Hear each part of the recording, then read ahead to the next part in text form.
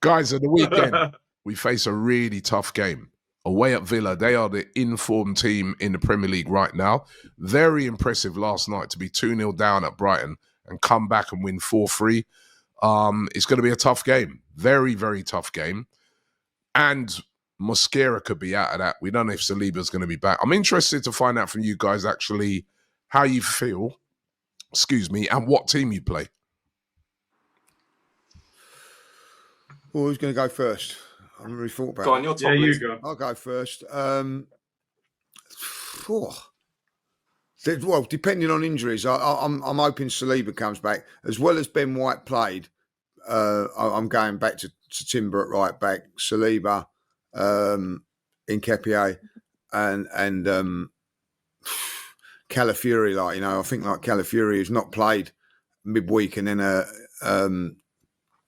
then played at the weekend. So that'd be interesting if he's up for it. But I think that he will be. So I'm going to go that. Midfield stays the same for me.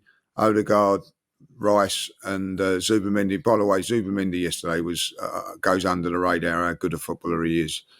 My front three is Saka on the right, Eze on the left, and my main man, Marino up top, Interesting. Jack? I'll go. Trying to think. We'll go with a backline of Raya, Timber, Saliba if fit.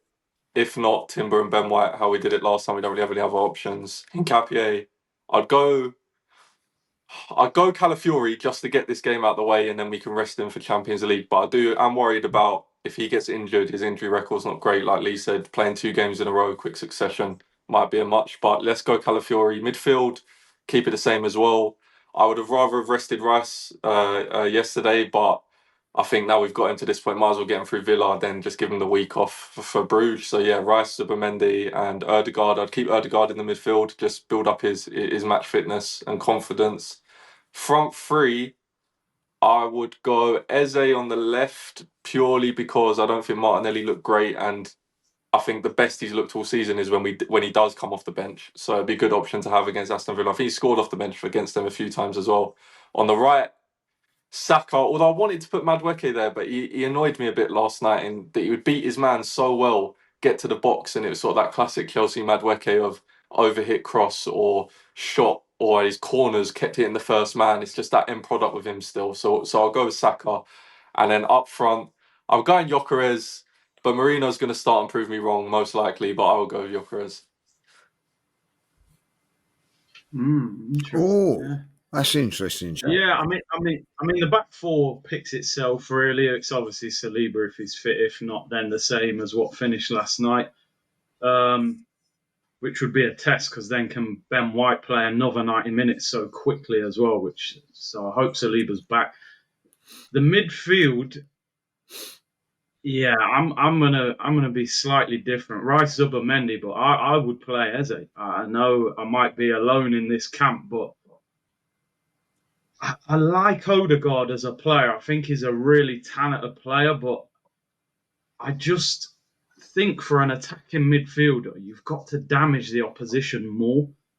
And I think sometimes he's very good on the ball goes through him, but does he hurt the opposition in?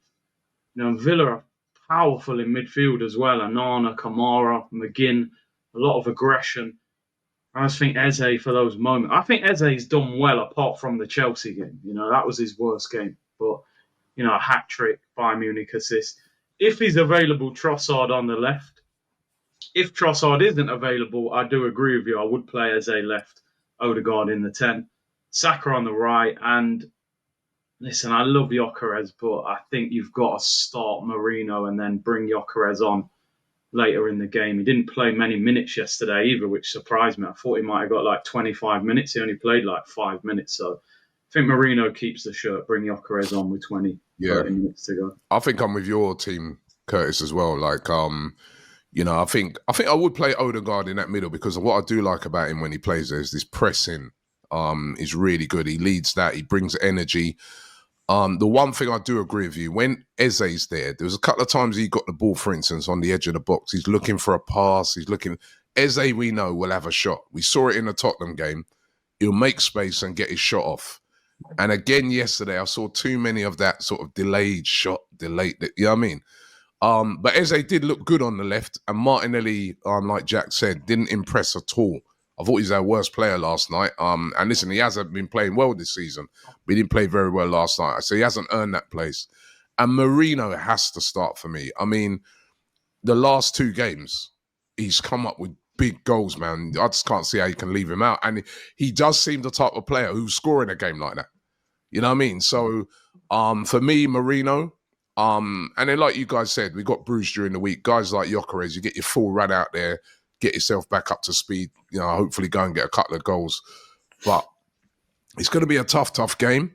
12:30 kickoff. Lee's been reminding me a lot about the 12:30 kick. Somebody sussed out, didn't they, Lee, who told you that? Yeah. I've got, I think there's 4 people. I'll go through the names and do a little draw like that. 4 people. I think it may be more. I'll go and check, go through all the comments. But 4 people did get the and that fair play to them, because it was difficult.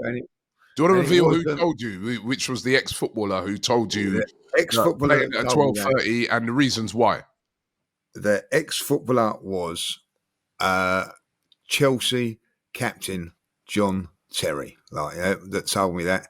And the reasons why, he said it was the worst one for particularly the away team, is that all of your preparation is completely different. You get up earlier from the hotel. You don't sleep as well in the hotel as you do your own bed or the hotel. Say like if you're at home, you normally go to the same hotel all the time, so you're used to the surroundings and all that. And your whole routine is different. And another thing, so you look at those games, they're a little bit slow in the first half and things like that, because everybody's like a little bit earlier and all that, like. So, and it's fine margins, isn't it? Like, you know, in games of football, like, you know. So he was the one that revealed that to me, and I actually look back and I you know, I'm not going to disagree with him because he's done it, like, you know, and I do tend to think it is a tough one, particularly for the away team. So, and here we are, probably playing the best team at this moment in time on form and at home.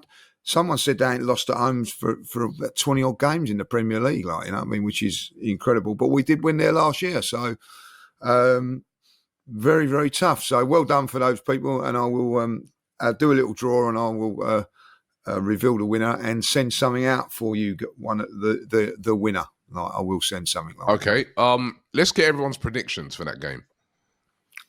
Well, you ain't first, Robbie.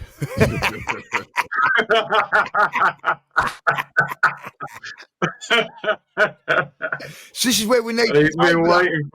This is where we need the table up, so we know who goes first. You know, right, second, third, and fourth. Like, you know what I mean? Like, yeah, right. So, yeah. So I go for. This is a difficult one. It is.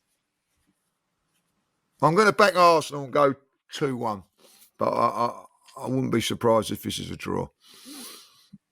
And this is why you shouldn't want this guy to win, by the way. Look how happy he gets when he's top. And you want to be trying to minus points off me. You should be backing me. I'm going to go 1-0.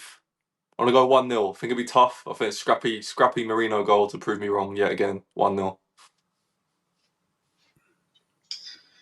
Yeah, and do you know what? They're the 2 scores I had in my head as well.